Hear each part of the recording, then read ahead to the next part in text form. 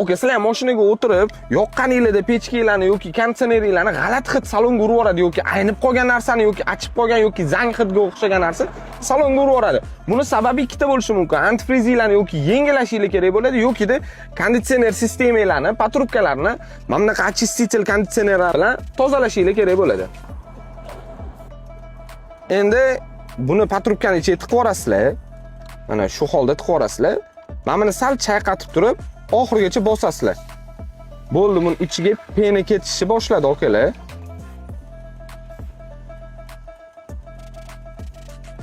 Mana buni ko'rasizlar.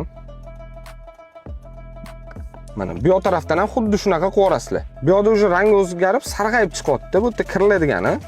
Bunisida ham xuddi shunaqa qilib yuborasizlar. Xuddi shu haroratda pechkani oxirigacha burab qo'yasizlar-da, yoqib qo'yasizlar ventilyatorlarni.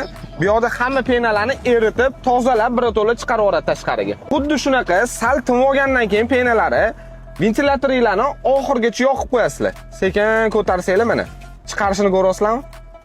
Okalar, ko'rdinglar qanaqa qilib tekshirganimizni, bu mahsulotimizni to'g'ri tekshirdimmi yoki noto'g'ri tekshirdimmi kommentariyada yozib ketinglar. Biz ham o'qib olaylik.